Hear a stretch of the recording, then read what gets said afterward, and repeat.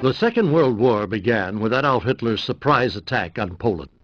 A massive German army, spearheaded by armored divisions and backed up by the Luftwaffe, the German Air Force, reached Warsaw in 6 days.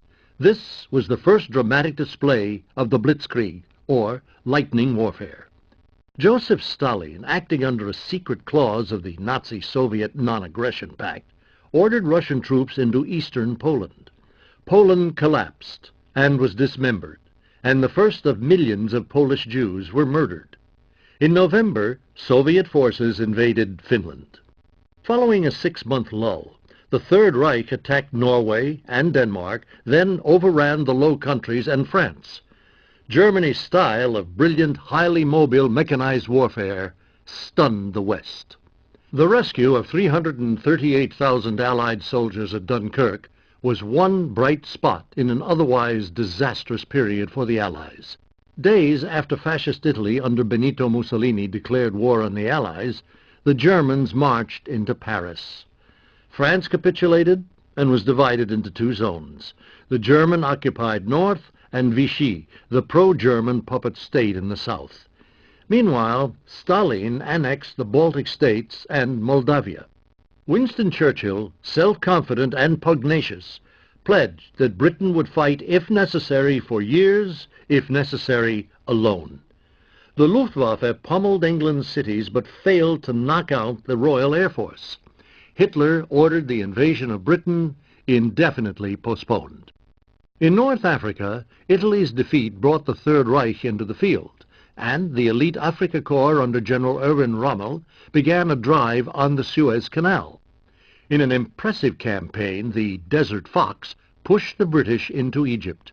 Meanwhile, German forces quickly crushed Yugoslavia and Greece and took Crete in a spectacular airborne assault. In June 1941, Hitler tore up his pact with Stalin and plunged into Russia with 3 million men.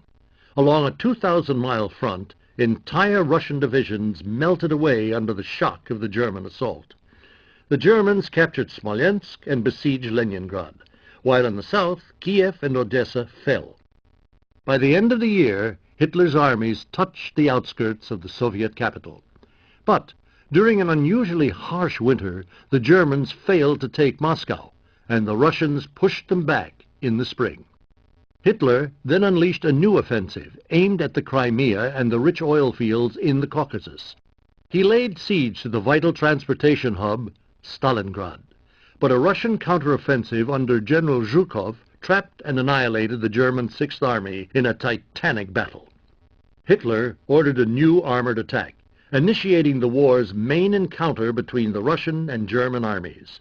The campaign cost the Germans 1 million men. The Russians repulsed the invaders and began a great westward drive, lifting the 2-year siege of Leningrad and smashing through into Axis territory. In the first half of 1942, Rommel's spirited offensive in North Africa hurled the British back and captured Tobruk. But Rommel's advance was checked at the decisive Battle of El Alamein. British Field Marshal Bernard Montgomery then began his own offensive and pushed Rommel into Tunisia. Simultaneously, an Allied force pulled off a surprise invasion of Morocco and Algeria, then moved eastward. The fall of Tripoli effectively ended Axis ambitions in North Africa. In June, the Allies invaded Sicily, where General George Patton displayed his characteristic speed and theatricality in the capture of Messina. The Americans sustained savage losses on the Italian mainland against entrenched German forces, notably at Anzio.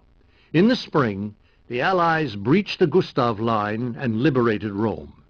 Under the command of General Dwight Eisenhower, Operation Overlord saw the largest amphibious assault in history, the invasion of Normandy on June 6th.